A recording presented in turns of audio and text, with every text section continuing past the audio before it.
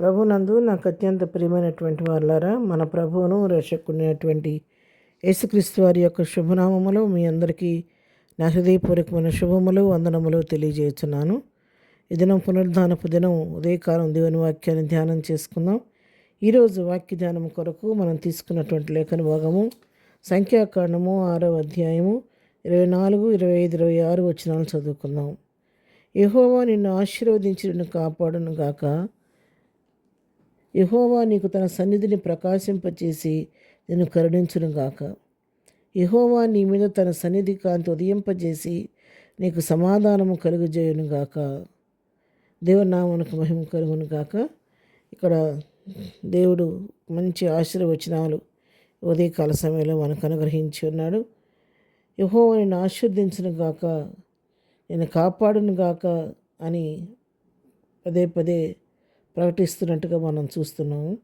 మరి యెహోవా నీకు తన సన్నిధి కాంతిని ప్రకాశింపజేయాలి, నిన్ను కరుణించును గాక అని, నీ మీద తన సన్నిధి కాంతి ఉదయింపజేసి నీకు సమాధానం కలుగజేయను గాక అని వాళ్ళు ఈ విధంగా దీవించాలని ఒక క్రమాన్ని ఇక్కడ మోషే వారికి తెలియచేస్తున్నాడు.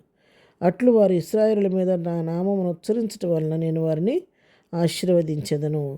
మరి ఈ విధంగా దేవుడు మరి ఏ విధంగా ప్రజలను దీవించాలి, ఆశీర్వదించాలని ఒక క్రమాన్ని ఇశ్రాయేల్ జనాంగాన్ని తెలియజేస్తున్నారు. వారి విధంగా మీరు ఎవరినైతే ఆశీర్వదించాలనుకున్నారో వారిని ఈ విధంగా ఈ మాటలతో మీరు ఆశీర్వదించండి, దీవించండి అని చెప్పి మాటలు పలకండి అని చెప్పి వాళ్ళకి తెలియజేస్తున్నాడు. యెహోవా నిన్ను ఆశీర్వదించని కాపాడును గాక. యెహోవా నీకు తన సన్నిధిని ప్రకాశింపజేసి కరుణించును గాక. యెహోవా నీకు మీ మీద తన సన్నిధి కాంతిని ఉదయింపజేసి నీకు సమాధానం కలుగజేయను గాక అని చెప్పి పలకమని చెప్పి తెలియజేస్తున్నాడు. ఈ ఉదయకాల సమయంలో మనం కూడా మన మీద ఇదే వాక్యాలు మనం కూడా ప్రకటించుకుందాం.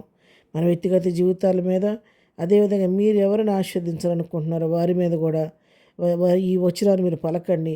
వారి జీవితాల్లో కూడా దేవుని ఆశీర్వాదాన్ని మనం చూస్తాం. ఎందుకంటే యెహోవా నిన్ను ఆశీర్వదించి కాపాడును గాక అని చెప్పిన ఉద్దేశం ఏంటంటే, యెహోవా దేవుడు మాత్రమే, మన తండ్రి అయిన దేవుడు మాత్రమే ఆశీర్వదించడం అర్హత కలిగిన వాడు, కానీ మరి ఎవ్వరు కూడా మనల్ని ఆశీర్వదించడానికి అర్హత లేదు.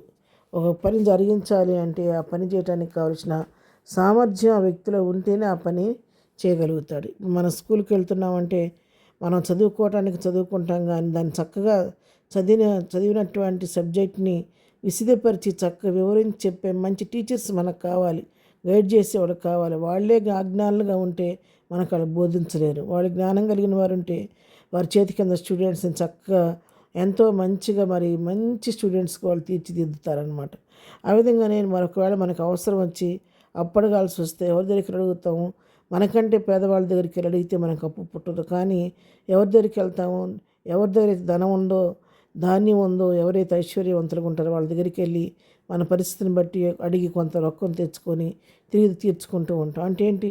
అతను ఇవ్వగలిగిన పరిస్థితులు ఉంటేనే మనకి ఇవ్వగలడు, కానీ తనకే లేని స్థితిలో ఇవ్వలేడు. కాబట్టి ఆ విధంగా ఇక్కడ కూడా ఆశీర్వదించిన అర్హత కలిగిన వ్యక్తి ఉంటేనే ఆశీర్వాదం మనకు వస్తుంది. కానీ ఎవరు పడితే వాడు ఆశీర్వదిస్తే ఆశీర్వాదం మన మీదకి రాదు.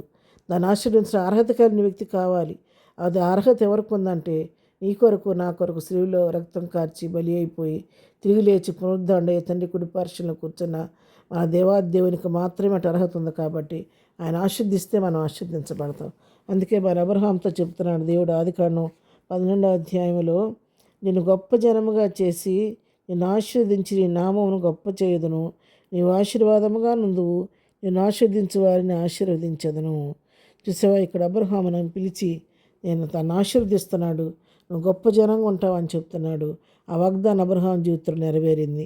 అంతేకాదు, నిన్నెవరు ఆశీర్దిస్తే వారు ఆశీర్దించబడతారని కూడా గొప్ప అభయం అబ్రహాంకి ఇచ్చి, అదేవిధంగా అబ్రహాం తనను ఆశీర్దించి నిండారులుగా దీవించినట్టుగా, గొప్ప ఐశ్వర్యవంతుడిగా చేసినట్టుగా మనం చూస్తున్నాం. కాబట్టి ఉదయకాల సమయంలో ఈ పునరుద్ధానపు దినాన మనం కూడా దేవుని సన్నిధికి వెళ్ళి ఆశీర్వదించ అర్హత కలిగినటువంటి మన ప్రభు సన్నిధిలో ఆయన సహాయం కొరకు వేడుకొని ఆయన ఆశీర్వాదాన్ని పొందుకొని ఆయన కృపలో ముందుకు సాగిపోదాం. వాటి కృపా ధన్యత ప్రభు మనకందరికీ దయచేయను గాక. ఆమెన్. ప్రార్థన. ప్రేమ కలిగిన తండ్రి, పరిశుద్ధుడు మా ప్రియ ప్రభా నీ పాదముల కొందనాలు. ఉదయకాల వాక్యం మా ప్రియులందరినీ దీవించండి, ఆశీర్వదించండి. ప్రతి బిడ్డపైన వారి కుటుంబంపైన పునరుద్ధరణపు దేవుళ్ళు మెండుగా కురిపించండి. ఏదైనా బర్త్డే మ్యారేజ్ జరుపుకున్న బిడ్డలను దీవించండి. కావాల్సిన ఆశీర్వాదం దీవెన దయచేయండి. చదువుకుంటూ ఎగ్జామ్స్ రాస్తున్న బిడ్డలకు కావాల్సిన జ్ఞానం దయచేయండి. మనహిళ్ళు ముట్టండి, కృంగిన వారిని లేవనెత్తని, గుండె చెదిరిన వారిని ఆదరించండి. ప్రతి ఆరాధనలో మీరుండి మీకు ఆత్మను జరిగించి మీరే మహిమ ఘనత ప్రభావాలు పొందుకోమని, ఎనిమిది మందిని నింపి నడిపించమని యేసునామములో ప్రార్థించి అడిగి పొందుకొని ఉన్నాము తండ్రి. ఆమెన్.